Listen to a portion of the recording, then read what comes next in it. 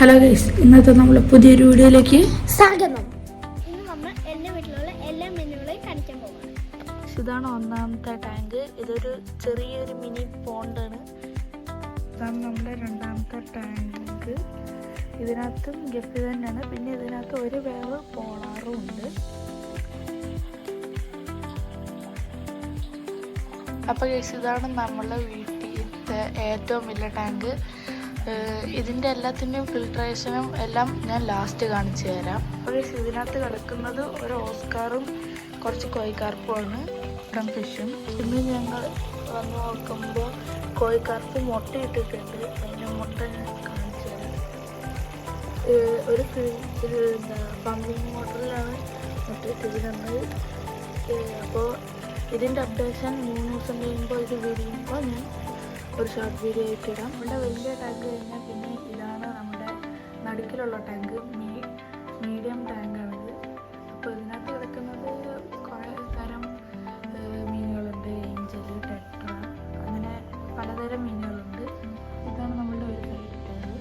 ഇതായിരുന്നു നമ്മുടെ പഴയ കോഴിക്കാർപ്പോട്ട്. ഇപ്പോൾ ഇതിനകത്ത് കിടക്കുന്നത് ഫിഷിൻ്റെ പീസുകളാണ്. ഇത്രയല്ല, കുറേ ഉണ്ട്. പിന്നെ ഇതിൻ്റെ വേറെ നമ്മളുണ്ട്. ഇതാണ് അവരെക്കാട്ടും ശകലം വലിപ്പമുള്ള പോളാർ ഫിഷ്. ഇത് പെയറാക്കാൻ വേണ്ടി ഇട്ടിരിക്കുകയാണ്. ഇതാണ് നമ്മുടെ പെയർ പോളാർ ഫിഷ്. ഇത് മുട്ടയിട്ട് ഇരിക്കുകയാണ്. ഞാൻ മറ്റാണെങ്കിൽ മുട്ട കാണിച്ചത്. ഇതാണ് പോളാറിൻ്റെ മുട്ട. കുറേ ഉണ്ട്. ഇപ്പോൾ ആ ചെറിയ ഡോക്ടറായിട്ട് പൈപ്പിനായിട്ട് കാണുന്നതാണ് ഇതിൻ്റെ മുട്ട.